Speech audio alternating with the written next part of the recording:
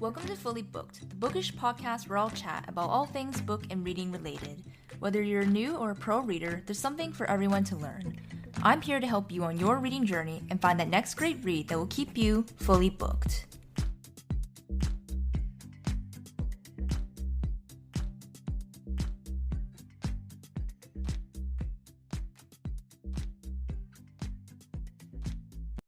Hello readers, and welcome to episode 15 of Fully Booked. I'm your host Natalie, and today's episode will be my November reading wrap-up. For me personally, November was still an interesting reading month as I was trying to wrap up all my autumn reads and starting to transition over to holiday reading. Now, I know a lot of booktubers, especially the ones that I listen to, started their autumn reading way earlier than I did and end up feeling that the whole month of November is just a transition period. Meanwhile, I'm usually a bit late to the game when it comes to seasonal reading, and I just want to say, I think next year I'll try to start my autumn TBR in September, so I'm not scrambling to finish like I kind of was this year. So I had a lot of books that I wanted to and finish reading this past month. Also, like I might have mentioned in episode 13, I don't like to start my holiday reading too early, as I get tired easily of all the cheesy Hallmark-like romances and end up craving normal books by the middle of December. So overall, things worked out well for me this month in terms of my reading, and I can't really complain, especially since I got to go on vacation for almost a third of the month and enjoy some reading on the beach. Anyways, before we get on to the reviews, let's go over my monthly stats. But first, I want to tell you guys about the brand partner of today's episode, Chimney Tea, which, if you follow me on Instagram, then you probably heard a bit about them last week from what I posted. Now, we all love having a comforting drink, especially with these chillier seasons. And while I love getting my caffeine fix, I find it hard to have coffee and even green tea too late in the day and not have that crash or have it greatly affect my sleep. Which is why I've really been loving Chimney Tea's selection of premium Alishan oolong tea, freshly packed from their family-run plantations. If you're not familiar with oolong tea, it's a tea that falls in between green tea and black tea in terms of taste and the caffeine content. And it has lots of health and other well-being benefits since it's full of antioxidants without any of the caffeine crash. And Chimney Tea currently has 3 different teas you can choose from, depending on what flavor profile, aroma, roasting level, etc. that you prefer.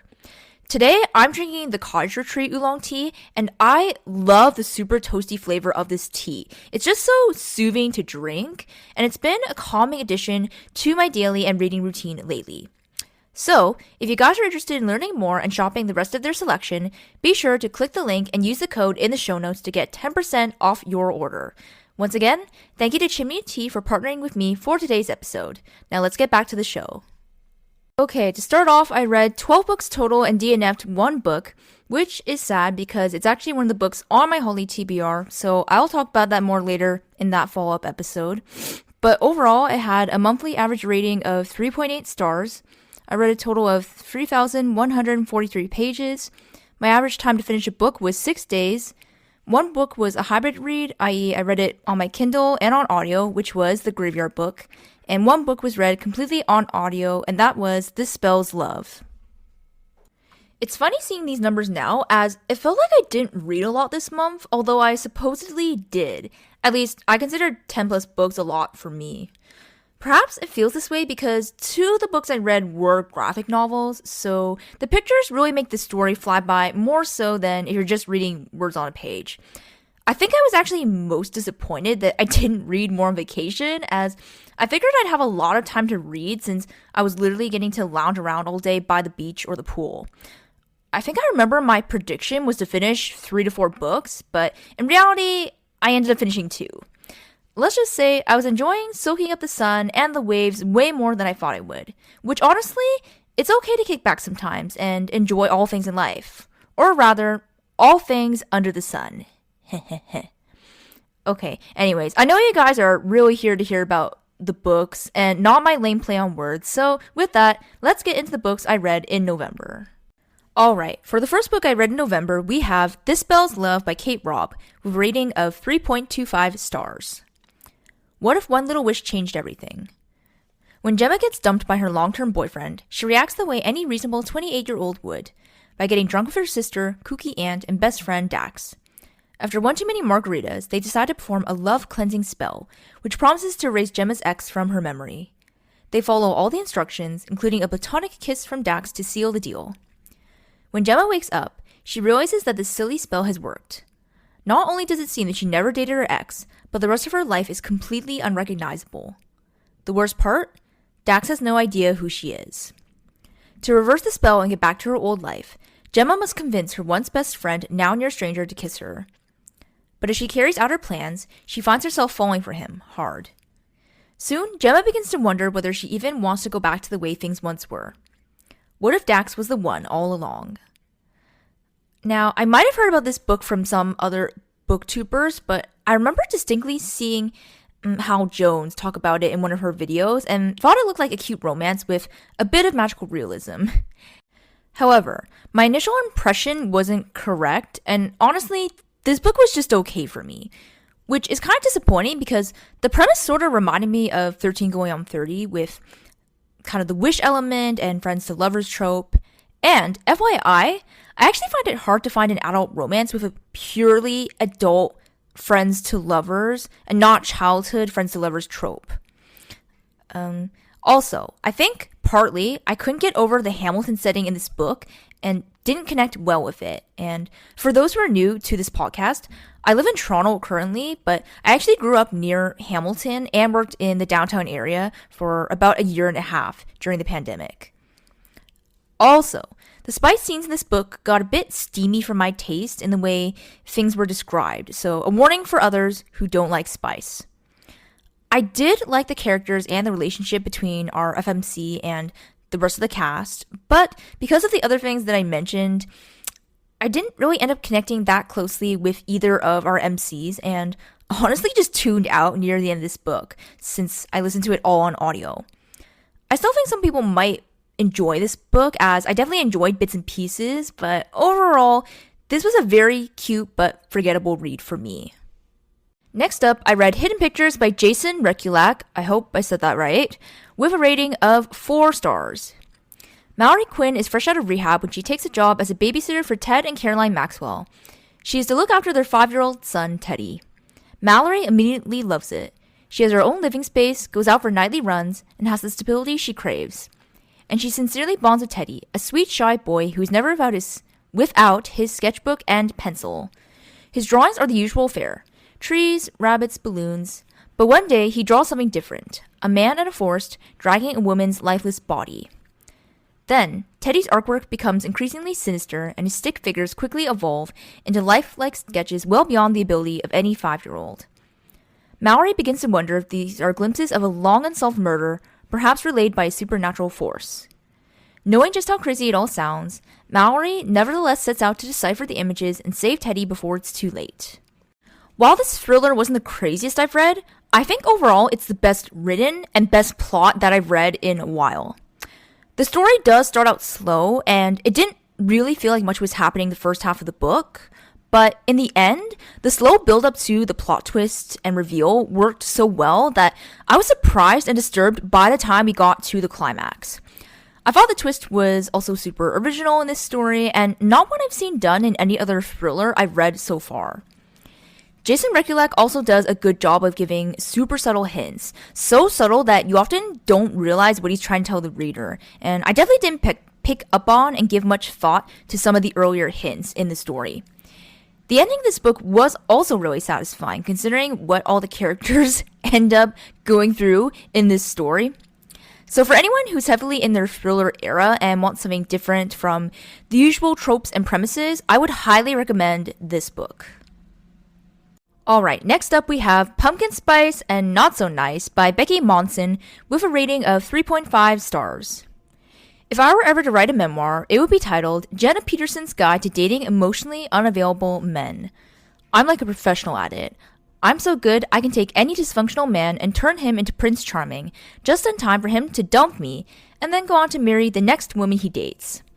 I'm about ready to give up on loving real men and focus on lusting over fictional men in the Turkish dramas I can't stop devouring. But then, I find a mysterious $50 bill with a handwritten note on it that was donated to my family's pumpkin patch by accident. And wouldn't you know it, the mystery man it belonged to is emotionally unavailable, albeit freakishly attractive.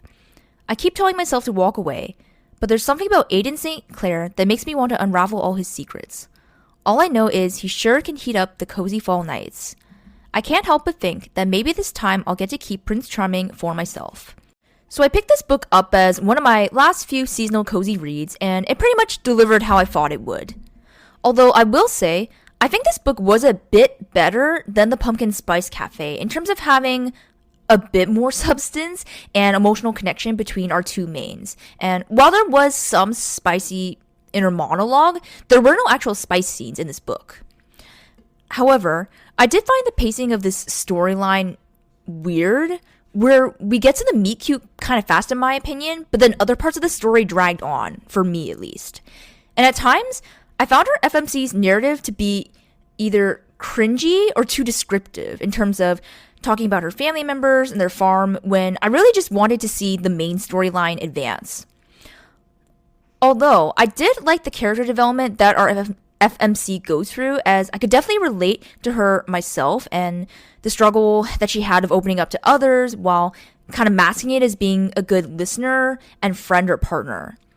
The only other thing I'm going to say about this book is that we never get to see Jenna help Aiden with the mission he originally asked for help for, which I was a bit confused of why the author even wrote that specific situation into the story when we didn't get to see/hear the outcome when we got to the end. Otherwise, though, if you want a fall pumpkin spice themed book with a bit of quirk and some heartwarming life lessons, then this book is for you. Now, for the next book on this list, I really tried something different as I kept seeing a lot of booktubers who also read graphic novels, and especially with the fall spooky season, there are just a lot of great seasonal graphic novels out there, but it kind of got me down the rabbit hole of graphic novels in general and finding some other good ones to read, and I ended up picking up this one, The Infinity Particle by Wendy Zhu, with a rating of 4 stars. Clementine Chang moves from Earth to Mars for a new start and is lucky enough to land her dream job with Dr. Marcella Lin, an artificial intelligence pioneer. On her first day of work, Clem meets Dr. Lin's assistant, a humanoid AI named Kai. Clem is no stranger to robots. She builds herself a cute moth-shaped companion named Senna. Still, there's something about Kai that feels almost too human. When Clem and Kai begin to collaborate, their chemistry sets off sparks. The only downside? Dr. Lin is enraged by Kai's growing independence and won't allow him more freedom. Plus, their relationship throws into question everything Clem thought she knew about AI. After all, if Kai is sentient enough to have feelings, shouldn't he be able to control his own actions? Where's the line between AI and human? As her past and Kai's future weigh down on her, Clem becomes determined to help him break free, even if it means risking everything she came to Mars for. Now, I will say, for a graphic novel where obviously it relies also on the illustrations to showcase the storyline, I felt like this was an overall well done story.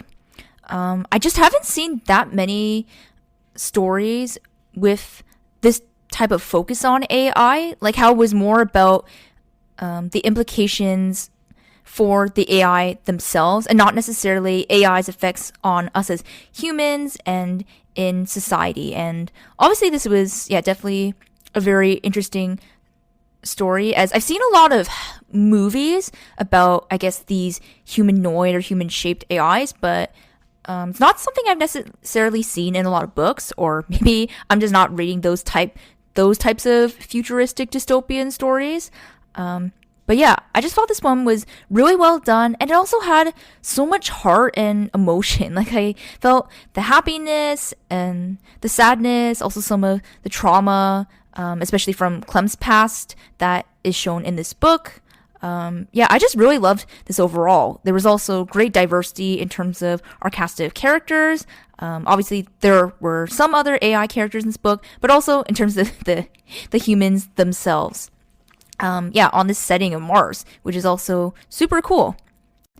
Now, I do want to warn that while this book is listed as young adult on Goodreads, I felt like some of the themes and things that were touched upon in this book were a little more mature and, for an older adult audience. And there also was some explicit language throughout the story, so that's something to watch out for. But on the flip side, there is zero spice in this book, which is good if you do happen to be a young adult and want to pick this up. I feel like it would still be reasonable to read.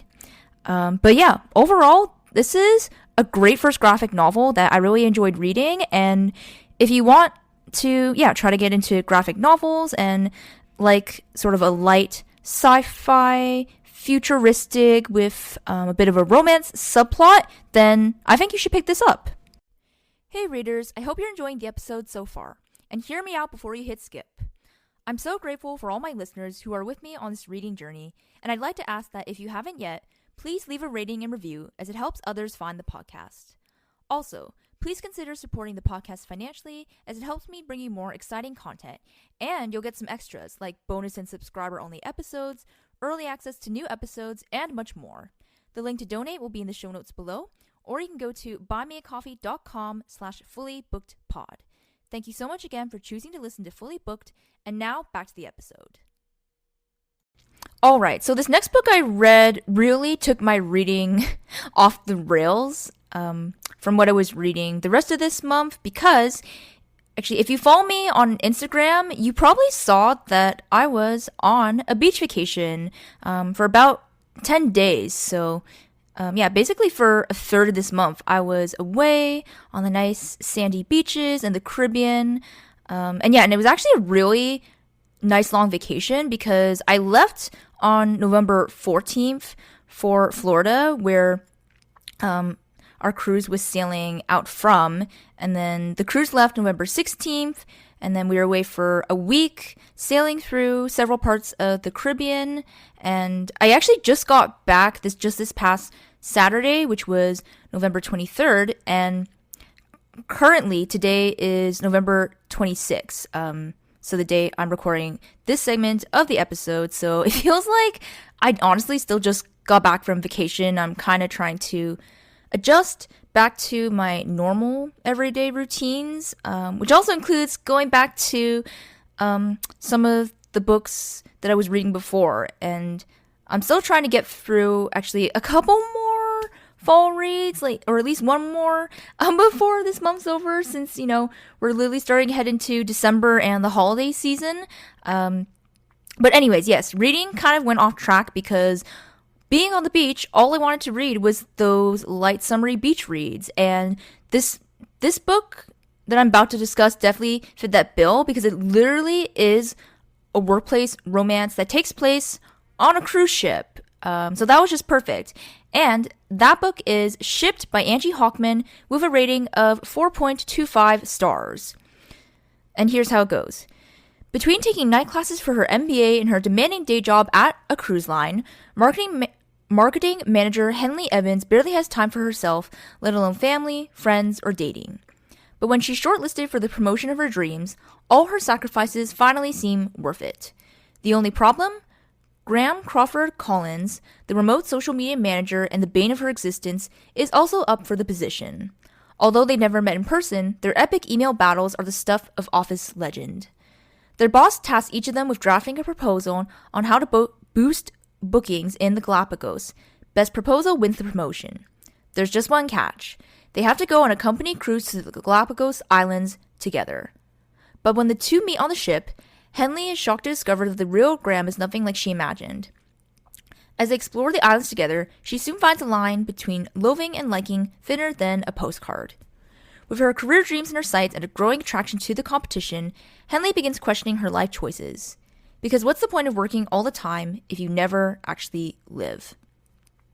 So to be completely honest, I really just picked up this book because of the setting of the cruise ship, and I thought that it was literally perfect to read while I was on vacation, and of course, specifically while I was on a cruise. But this book actually ended up exceeding my expectations, and I actually really enjoyed it. The writing style was good, of course, since it's a rom-com, the banter was good, and then apart from the romance, there was actually also a lot of focus on, inequality in the workplace between males and females, and even specific issues around that, like job promotions or opportunities, workplace contributions, getting to have your voice heard in the workplace as a man versus a woman.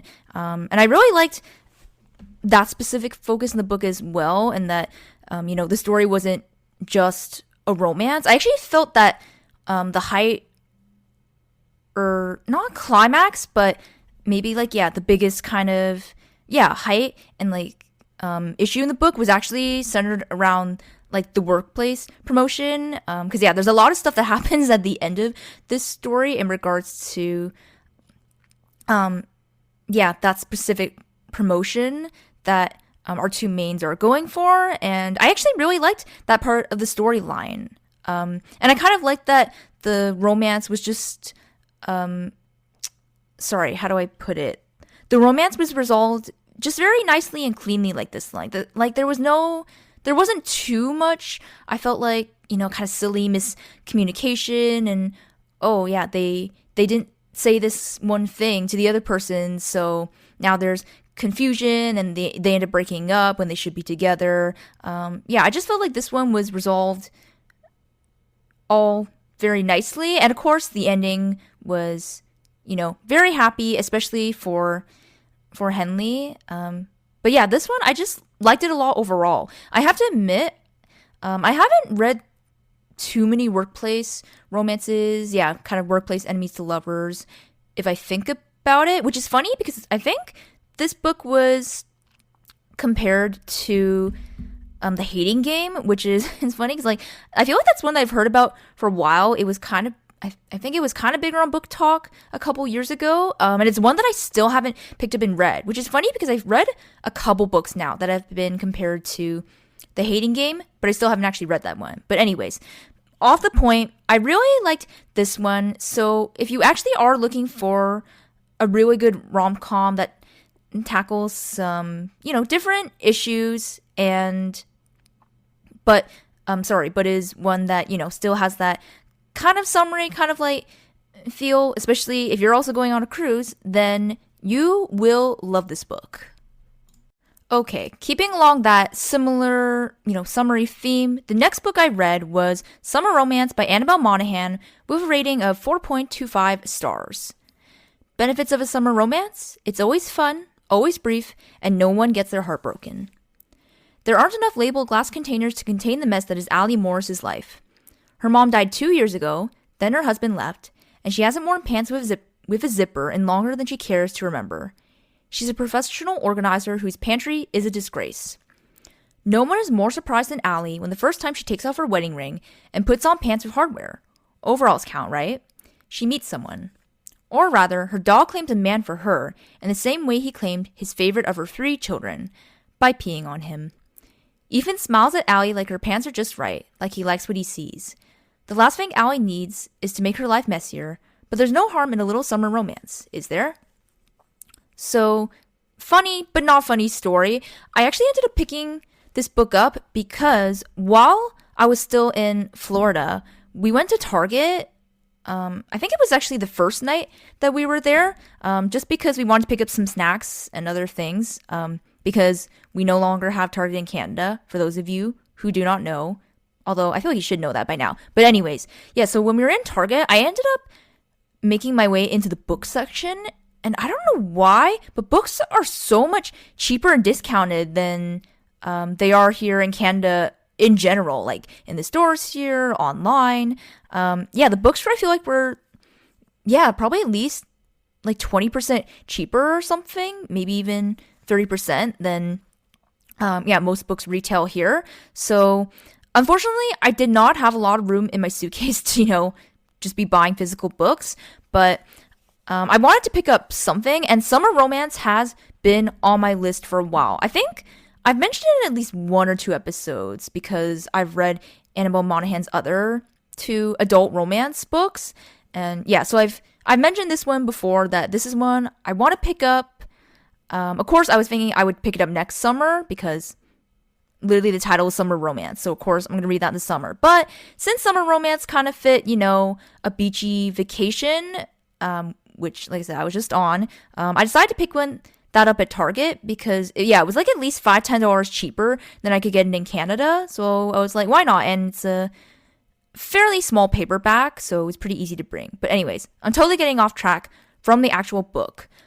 This book, I do feel like it was hyped up quite a bit by like the booktubers that I saw who were reading and have read it, but honestly, it was for good reason. I actually enjoyed this book so much. Personally, I would say if I were to compare this book to her other books, I would say the feel of it overall was kind of in between Nora Goes Off Script and Same Time Next Summer, because it had a little more of a mute-cute setup and premise between our two mains.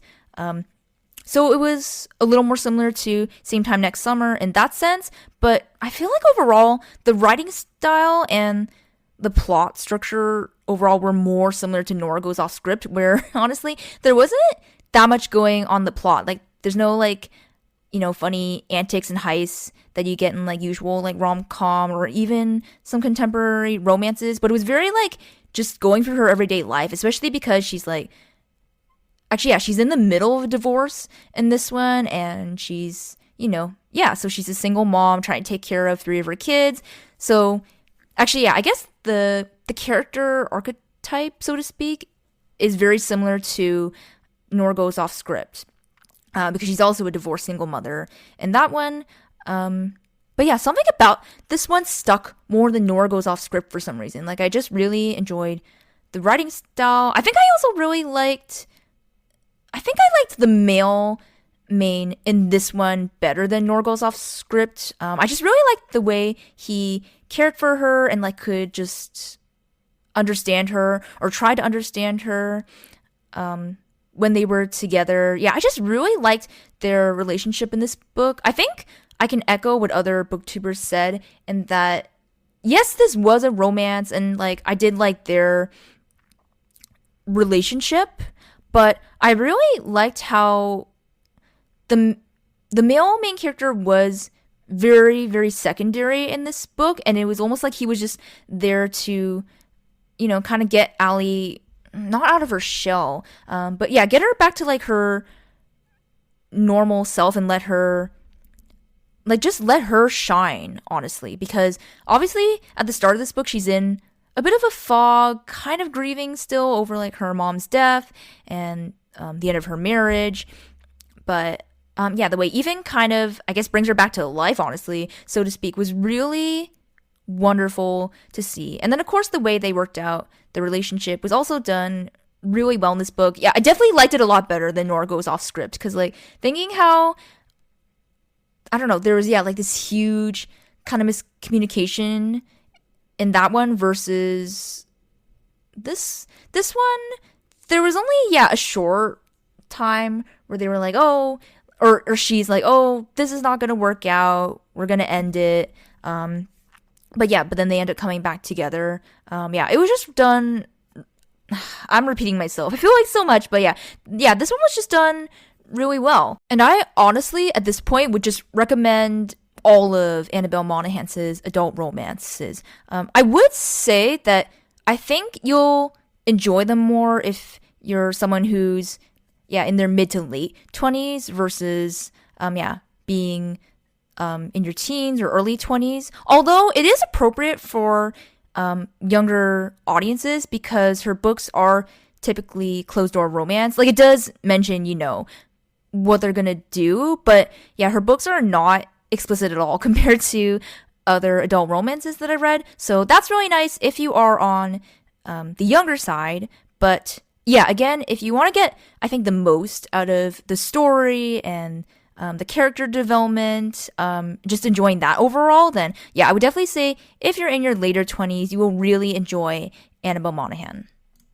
Okay, with that little vacation interlude out of the way, I tried to segue back into some of my more cozy, I guess, late fall reading at this point, and I ended up picking up a graphic novel, which I actually technically picked it up before I left for my vacation, but I finished it shortly after coming back. And that was Crumbs by Danny Sterling with a rating of 4.5 stars.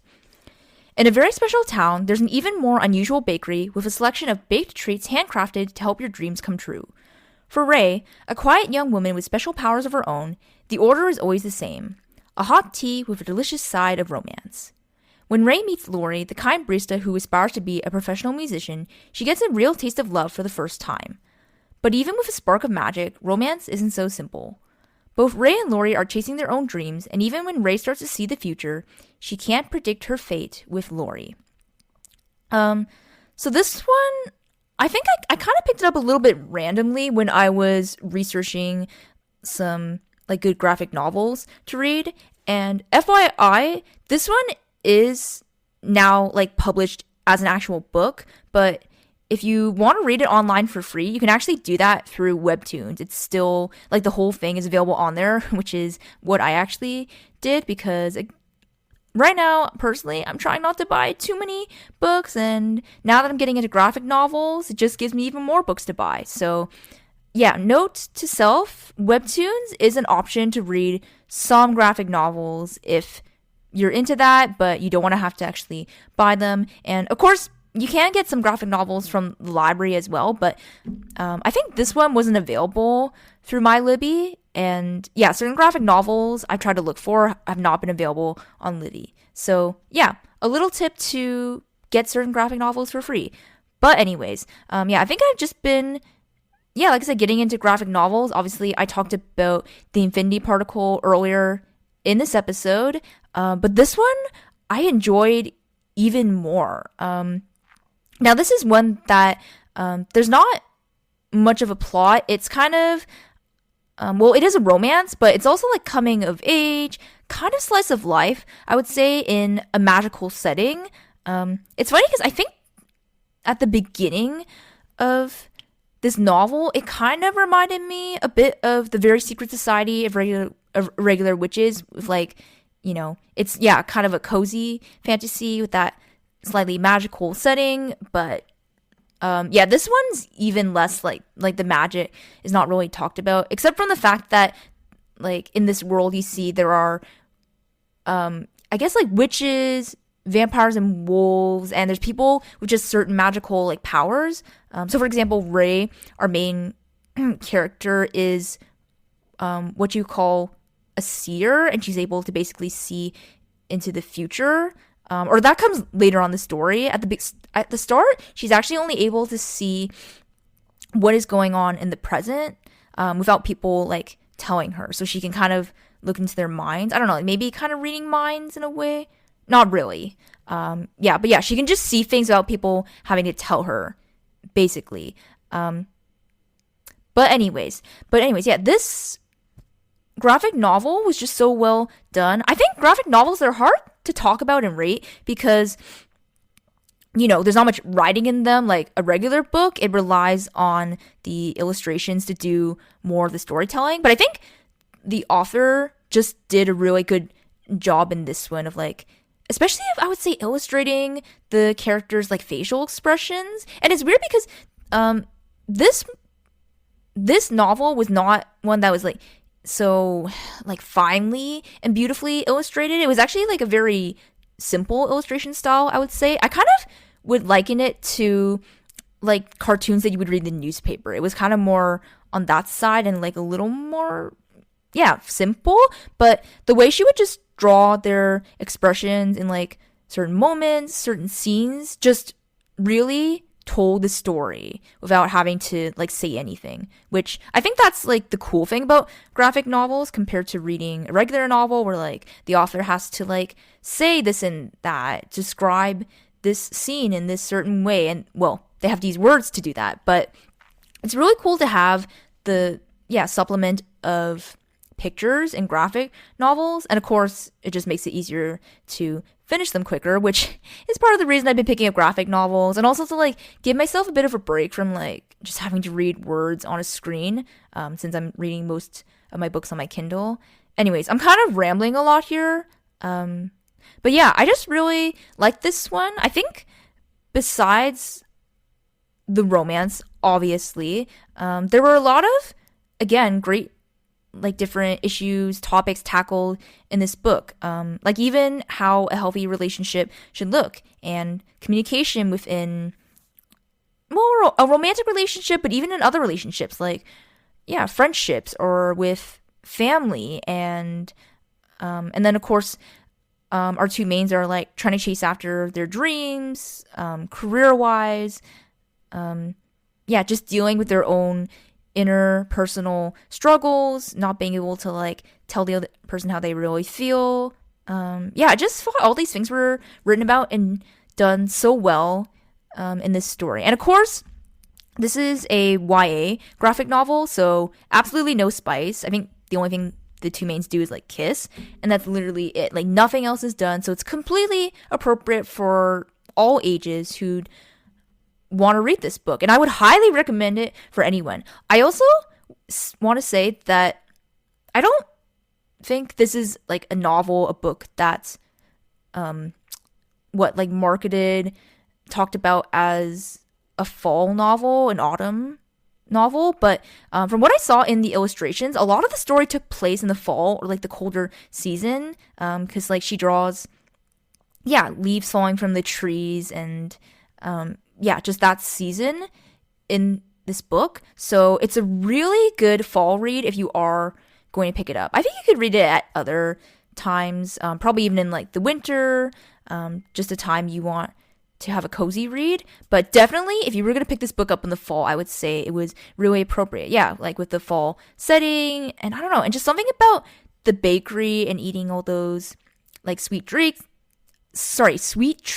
and the hot drinks that they have in this story were, yeah, kind of a little more fall related. So yeah, overall, I highly would recommend this graphic novel. It's interesting how the first two graphic novels I read have honestly been so good, and it makes me really more excited to pick up even more graphic novels in the future.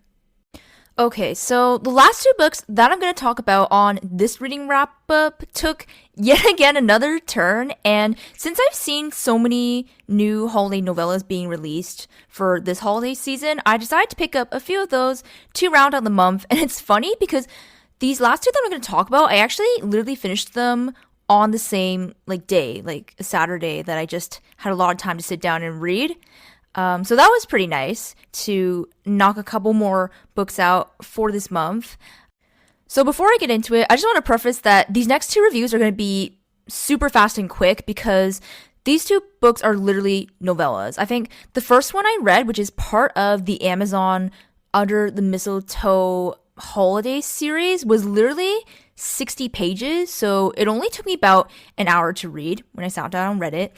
And the second one, which I read exclusively on audio, which FYI, I realized I forgot to include that in my monthly stats segment when I was recording that at the time, but I'll just say it now, this one was exclusively on audio. That one took me about 1 to 2 hours to read, maybe 1.5-ish when I sat down and read it. But I also read it on 2 times speed, which makes things a lot faster. I think if you read it at literally the original speed, it's about 3 to 4 hours, which is still honestly pretty short, even if you're listening at a slower speed. But of course, I listen to everything on 2 times speed now, personally. But anyways, with that being said, let's get into these last two books, starting with Cruel Winter with You by Ali Hazelwood, with a rating of 3.75 stars. For two former childhood friends, a blustery winter storm stirs some frosty and scorching memories in a delightful short story by #1 New York Times bestselling author Ali Hazelwood. All newly minted pediatrician Jamie Malik wants is to borrow a roasting pan for Christmas dinner. Unfortunately, that requires her to interact with Mark, her best friend's troublemaking brother who's now a tech billionaire. He's the one who got away. She's the one who broke his heart. Outside, a howling blizzard. Inside, a crackling fire.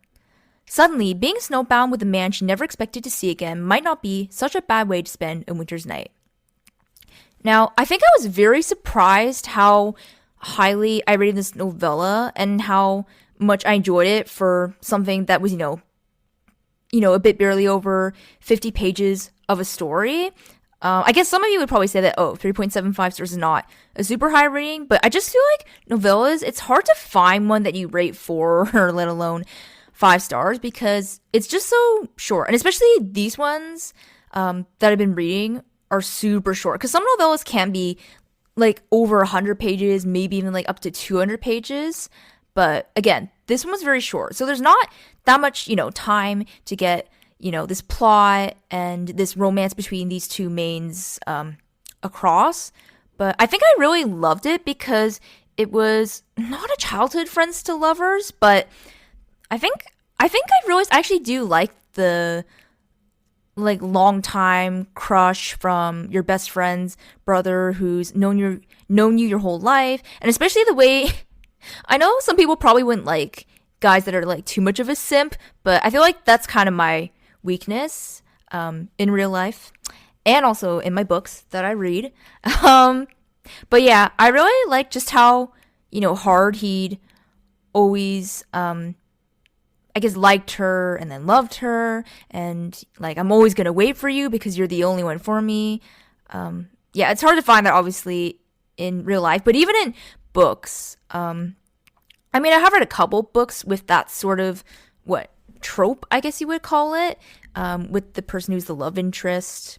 The male love interest. But yeah, it was just really nice to see done again in a novella. I thought for a novella, the characters were fairly well fleshed out, like as well fleshed out as they could be for something, again, so short. I'm repeating a bit here, I realize, but it's hard to find too many things to say, again, about novellas because there's not, like a second, third act like breakup or conflict that can happen within a short amount of pages. But it's overall really liked it. I think I do realize that I like Ali Hazelwood's writing style overall, and she's also very versatile. But I guess when it comes to her romances, she's very good at like the banter and giving like her characters little interesting quirks that I don't know, I just wouldn't think about to add to like the characters like personality and to make them more nuanced. So I just really like that, which is funny because I realized looking at I think my Goodreads the other day, this is actually only the second Ali Hazelwood book that I've picked up. I've actually only read The Love Hypothesis by her, which is strange because I have so many of her books on my TBR. Like, I'm pretty sure every single book of hers is on my TBR. I guess I did D&F Bride a couple months ago. So I tried to read that. But yeah, I'm surprised I haven't picked up any more of her books. I feel like some of her books just have like a certain mood or certain season. So I've been holding off on reading them. But yeah, I realized that I really like Ali Hazelwood overall. Although I will say her books do tend to be pretty spicy. Obviously, again, there wasn't that much spice in this one because it's a novella, but I think it's the second last chapter that, the thing goes down between the two main characters. So a bit of a warning if you're not into spice or if you're a younger reader, that's something to watch out for in all of her books. But yeah, overall, if you want a really good, like an actually pretty decent holiday novella, then from this Under the Mistletoe series, I would definitely recommend picking this one up. And last but not least, to end on a bit of a lower note for this episode, we have The Upside Down Christmas by Kate Forster with a rating of 3.25 stars. Marlo is living her best life in sunny Sydney and avoiding thinking about her past at all costs. Avoiding thinking about the quaint village life she left behind in Britain. Avoiding thinking about that fateful Christmas day. When Marlo is unceremoniously ghosted by her part-time lover, she decides she'll need to avoid the whole Christmas season. That is actually pretty easy in this country because it's so hot and so far away from anything that means Christmas to her. But Marlo's flatmate Alex is determined to lift her out of her Grinch slump and convince her that Christmas down under may be unfamiliar, but exactly what she needs to start her life on a new course. Alex with his calm order and terrible dad jokes. Alex with his sparkling Christmas cocktails, his chiseled jaw and washboard abs. Alex, who's going to turn Marlo's Christmas wish list upside down. Actually, and also I'll try to keep this review actually really short because I ended up rambling a bit more than I intended for, that novella by Ali Hazelwood. Yeah, I don't know what to say about this one. There was nothing spectacular about it. I feel like, it probably suffered from the same issues as like This Spells Love. Like I liked the characters in this one. They're likable. We see them go through a bit of change, especially I think our female main character. But overall, the whole thing, like the characters, the plot was just kind of forgettable. I think one could think this one wasn't too spicy from what I remember, but honestly, I tuned out for parts of this one that, again, it's like hard to remember. So yeah, this is the problem that happens when I read books on audio. Like, unless they're really, really good, I tend to like tune out, honestly, like I hate to say it, but like whole chapters or like whatever at a time. When there's just not anything interesting going on. I've also noticed that this author seems to have a similar pattern and like character archetype between all of her books, because I started another Christmas novella by her on audio again, and I noticed that her characters were the same in that like the girl was living in Sydney and she goes back home to Britain. So I'm not sure what's with this like geographical pattern for her characters, but yeah, it seems like a lot of her books are probably just kind of like the same thing over and over again, which I feel like for holiday books, I don't really mind. But if I were just reading these as like regular romances, I probably would get kind of bored. And honestly, in terms of romance, there's just so many other good romance authors that I've read and that I can get to that I just don't really need the more, I hate to say, average ones. I think this one, again, if you just need something to do while you're baking or wrapping presents, or for me, I was doing my adult coloring books while listening to this one the other day. I think these ones are nice and cute, something you can pick up, and, as long as you're okay with something to kind of just pass the time, nothing too out of the ordinary, then I would still recommend you could pick this up. Okay, so I realize this episode is getting very long, and you're probably like, you're waiting for me to hurry up and finish already, but I kind of wanted to put a disclaimer because when I recorded the outro that you're about to hear, I hadn't finished all of my books for November yet. I recorded, I don't know, in like the last week or so of November ahead of time just to like try to get things done. But I realized I said in this outro that my month was a bit slower, and you probably just heard me say that I ended up reading 12 books, which of course I did not talk about all 12 in this wrap up. But yeah, I just want to put that disclaimer here that obviously I record things a little bit out of order, especially for these wrap up episodes. So I don't have to like record such a long like segment in one day or one sitting. And yeah, recording stuff a bit at a time. And sometimes I make little comments or say things that don't end up being true depending on what ends up happening. And to put a disclaimer that, I don't know, just don't feel bad if like you personally weren't able to read as much this past month, because obviously at the time I had thought that I wasn't going to read a lot this past month, and that ended up changing. And sometimes that's just how the reading journey goes. You adapt, you pick up the pace sometimes, other times you slow down. I think you guys have seen a couple months even just doing these wrap-ups on the podcast where it actually has been slower for me. I think it felt slower this past month. At like the start of the month, definitely the middle of the month, obviously when I went away, things felt slower, but yeah, they started picking up again, near the end of this month. So yeah, sorry, just a disclaimer that obviously things change, and maybe I jumped the gun too much trying to like pre-record some of these segments. But yeah, that's just a quick little note before you listen to this outro. And with that, now the episode is getting near the end. And with that concludes my November reading wrap-up. I will say this was a little bit of a slower month compared to October, and I honestly had trouble sticking to my autumn TBR and seasonal reading in general throughout this month. I think especially with Halloween being over, I felt less of a need to read those darker, spookier books that I originally wanted to read. And of course, I think going on my vacation, as I mentioned before, really put a damper in my seasonal reading, even though I was able to read 2 books while I was away, which isn't too bad. I feel like I still could have read more overall. And like I said, when I got back from my vacation, it was just really hard to jump back into what I was reading before for, wrapping up the fall season.